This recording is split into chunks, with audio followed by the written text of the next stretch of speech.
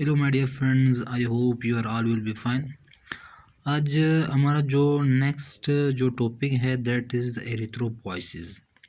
इससे पहले जो प्रीवियस जो लेक्चर था वो हमारा हेमाटोपोइसिस के बारे में था, ब्लड सेल की प्रोडक्शन के बारे में। ब्लड सेल जो प्रोडक्शन थी उसमें जो फर्स्ट जो सेल था दैट वाज द आरबीसी, फिर डब्ल्यूबीसी, फिर प्लेटलेट्स, फिर लम्फॉइड जो सेल्स थे। मैंने कहा था इसको हम लोग वन बाय वन पढ़ेंगे। अब हम लोग फर्स्ट वन पढ़ने जा रहे हैं that is the erythropoiesis. Erythropoiesis किसे कहते हैं? आरबीसी की प्रोडक्शन को, production of RBC that's called erythropoiesis. यानी कि अगर आरबीसी की यानी कि रेड ब्लड सेल की प्रोडक्शन हो that this process is called erythropoiesis. Previous lecture हम लोगों ने डिस्कस कर लिया था कि जो कॉमेटेड प्लूरिपोटेंट हेमाटोपोइटिक जो स्टेम सेल था ये क्या बना रहा था? माइलॉइड स्टेम सेल या कॉलोनी फॉर्मिंग ब्लास्टोसाइट सेल्स बना रहा था। फिर उसके बाद ये कन्वर्ट हो चुका था into the colony forming unit erythrocyte. और फिर हम लोगों ने कहा था कि कॉलोनी फॉर्मिंग यूनिट एरिथ्रोसाइट से क्या बन जाता है? आरबीसी बन जाता है। आज हम लोग इसको डिटेल में पढ़ेंगे कि आरबीसी की प्रोडक्शन कैसी होती है, किन किन स्टेजेस से गुजर के होती है। अब हम लोग इसको डिटेल में पढ़ रहे हैं। तो let's start our topic that is our erythropoiesis.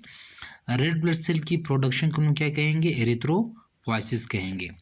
First जो हमारा कॉमेटेड प्लूरिपोटेंट हेमाटोपोइटिक्स जो स्टेम सेल्स होते हैं ये कन्वर्ट हो जाता है into the colony forming blastocyte cell या माइलॉइड स्टेम सेल।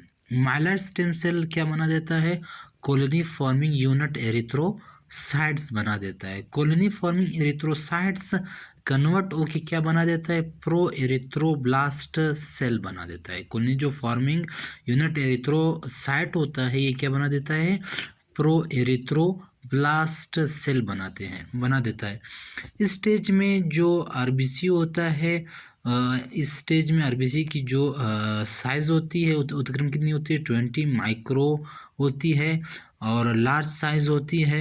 और यहाँ पे जो न्यूक्लियस भी मौजूद है। मैंने कहा था कि आरबीसी जब इमेच्योर स्टेज में होता है तो उस वक्त इसके अंदर क्या पाया जाता है? न्यूक्लियस पाया जाता है। जब ये मेच्योर हो जाता है यानी कि एरिथ्रोसाइट बन जाता है तब इसके अंदर न्यूक्लियस नहीं होता। अभी ये इसके अर्ली स्टेजेस हैं यानी कि ये स्टेम आरबीसी की प्रिकर्सर सेल है, यानी कि प्रिकर्सर सेल ऑफ आरबीसी है ये स्टेम।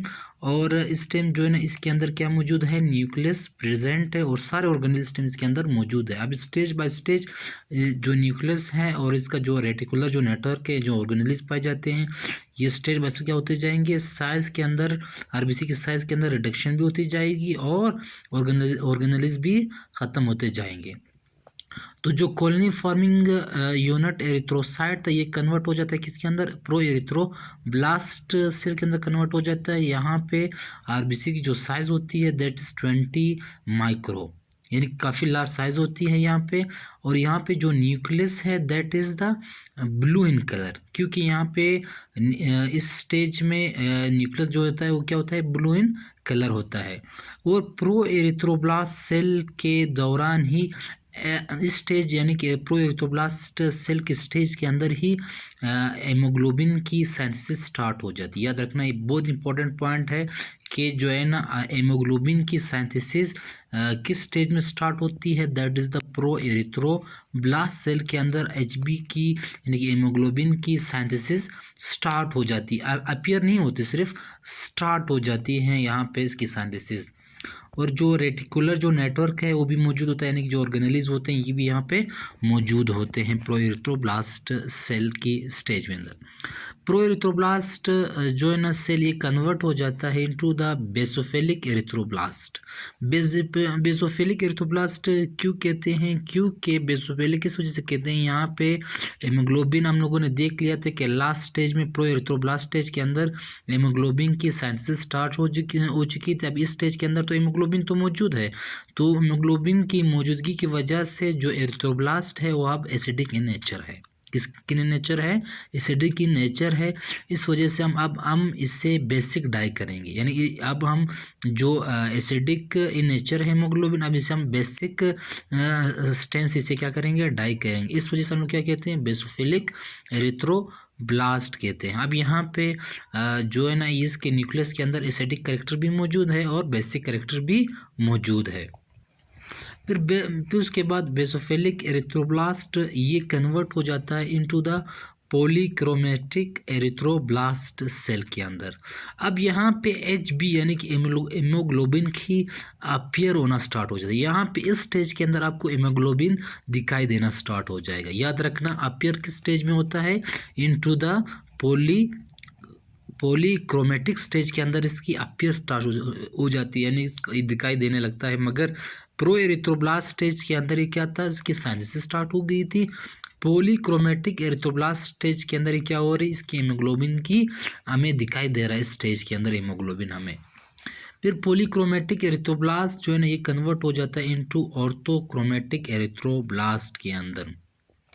यहाँ पे आपको हीमोग्लोबिन बिल्कुल कंप्लीट दिखाई देगा, यानी कि यहाँ पे हीमोग्लोबिन बिल्कुल जो हीमोग्लोबिन की जो सिंथेसिस होती है वो यहाँ बिल्कुल क्या हो चुकी होती है, कंप्लीट हो चुकी होती है। कंप्लीटली आपको यहाँ पे हीमोग्लोबिन दिखाई देना स्टार्ट हो जाती है। जो हीमोग्लोबिन की जो सिंथेसिस होती है वो प्रोएरिथ्रोब्लास्ट के अंदर दिखाई देती है, इन पॉलीक्रोमेटिक एरिथ्रोब्लास्ट के अंदर, और कंप्लीटली आपको कंप्लीट हो जाती है इसकी synthesis that is into orthochromatic erythroblast के अंदर। There is a 3 important points which comes in the MCQs। अच्छा, इसके बाद इस स्टेज के अंदर आपको जो आरबीसी की जो साइज़ है उसके अंदर रिडक्शन भी देखने को मिलेगी। फर्स्ट जो स्टेज था प्रो एरिथ्रोब्लास्ट स्टेज के अंदर हीमोग्लोबिन की जो साइज़ थी दैट वाज द 20 माइक्रो। अब यहाँ पे कितनी होगी साइज़, 8 से 10 माइक्रो के करीब इस टाइम आरबीसी क्या आ चुकी है, साइज़ आ चुकी है। अभी तो देखो आहिस्ता आहिस्ता जो आरबीसी की जो साइज़ है वो क्या हो रहा है, वो रिड्यूस होता जा रहा है। याद रखना अब भी इस टाइम जो स्टेज है इस टाइम भी आरबीसी इमेच्योर है, सही है। अब यहाँ पे पाइक्नोसिस का अमल स्टार्ट हो जाता है। पाइक्नोसिस एक ऐसा प्रोसेस होता है जहाँ पे आरबीसी की जो सेलुलर जो कंपोनेंट्स होते हैं, यानी कि जिसकी जो सेलुलर कंपोनेंट्स होते हैं, इसके जो सेलुलर ऑर्गेनेलीज होते हैं, इसके अंदर जो आरबीसी के अंदर जो ऑर्गेनेलीज पाए जाते हैं, इसकी इस स्टेज के अंदर क्या स्टार्ट हो जाती है, डिस्ट्रक्शन स्टार्ट हो जाती है। This is the stage in which the cellular components of the RBC destruction starts, यानी कि आरबीसी के अंदर जो ऑर्गेनेलीज होती हैं इसके डिस्ट्रक्शन स्टेज के अंदर स्टार्ट हो जाती है। और यहाँ पे जो आपका जो न्यूक्लियस था ये बिल्कुल इंक स्पॉट न्यूक्लियस आपको दिखाई देगा, यानी कि न्यूक्लियस बिल्कुल इतना छोटा होगा जो इंक स्पॉट नमा होगा, सही है। इस स्टेज में आपको न्यूक्लियस बहुत ही कम दिखाई देगा। और इस स्टेज के अंदर जो बेसिक जो करेक्टर होते हैं वो बिल्कुल फिनिश हो जाते हैं। यहाँ पे न्यूक्लियस जो है ना वो कम्प्लीटली क्या होता है, एसिडिक इन नेचर होता है। इसके बाद जो ऑर्थोक्रोमेटिक एरिथ्रोब्लास्ट जो है ना ये कैपिलरी के अंदर इंटर हो जाता है, and in capillary it becomes reticulocyte, यानी कि फॉर एग्जांपल क्या मतलब, फॉर एग्जांपल अब ये क्या होता है, दरअसल ये एक कैपिलरी है। क्या एक कैपिलरी है? अब दरअसल ये क्या, ये एक एरिया, और ये दरअसल क्या है, ऑर्थोक्रोमेटिक एरिथ्रोब्लास्ट। जब ये ब्लड कैपिलरी के अंदर आ जाता है, कौन, ये ऑर्थोक्रोमेटिक एरिथ्रोब्लास्ट, ये जब ब्लड कैपिलरी के अंदर आ जाता है तब हम इसे क्या कहते हैं, इसे हम कहते हैं रेटिक्यूलोसाइट। यानी कि जब ये ब्लड कैपिलरी के अंदर नहीं आया था उस टाइम से क्या कह रहे थे, ऑर्थोक्रोमेटिक एरिथ्रोब्लास्ट। जब ये ऑर्थोक्रोमेटिक एरिथ्रोब्लास्ट ब्लड कैपिलरी के अंदर एंटर हुआ, अब इसका नेम चेंज हो क्या बना, रेटिक्यूलोसाइट बना। यानी कि ऑर्थोक्रोमेटिक का ब्लड कैपिलरी के अंदर आना, इस प्रोसेस को हम लोग क्या कहते हैं, डायपेटेसिस। This process called diapetesis, the process in which the orthochromatic erythroblast enters into the blood capillary, that's this process called diapetesis। और इस डायपेसिस की वजह से ऑर्थोक्रोमेटिक एरिथ्रोब्लास्ट क्या बन जाता है, आपका रेटिक्यूलोसाइट बन जाता है। अब जो रेटिक्यूलोसाइट होता है, यहाँ पे भी जो आरबीसी की जो साइज़ होती है दरअसल 8 से 10 माइक्रो तक इसकी डायमीटर या साइज़ होती है। अब भी ये क्या, इमेच्योर आरबीसी है, ये अब भी क्या है, इमेच्योर आरबीसी है।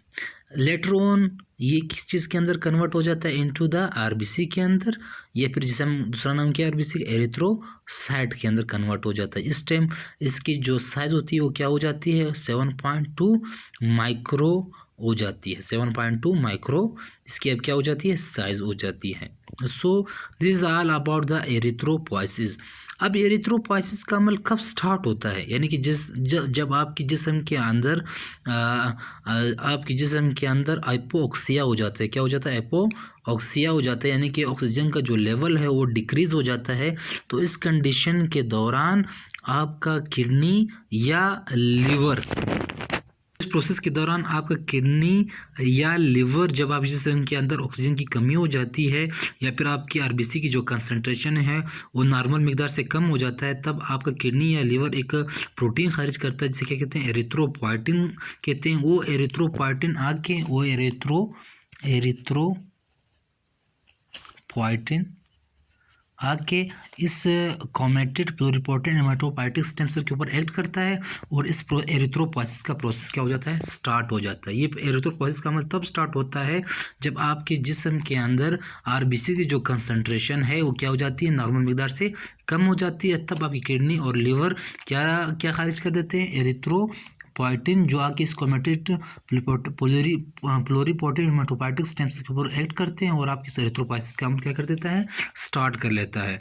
जो कंप्लीट एरिथ्रोपोइसिस का जो अमल होता है, ये कंप्लीट एरिथ्रोपोइसिस का जो अमल होता है ये कंप्लीट होता है इनटू द 7 डेज के अंदर, इनटू द 7 डेज के अंदर एरिथ्रोपोइसिस का अमल कंप्लीट हो जाता है। मगर एरिथ्रोब्लास्ट से लेके आरबीसी तक ये 5 डेज लेता है, मगर कंप्लीट एरिथ्रोपोइसिस का जो अमल है वो इन 7 डेज के अंदर कन्वर्ट होता है।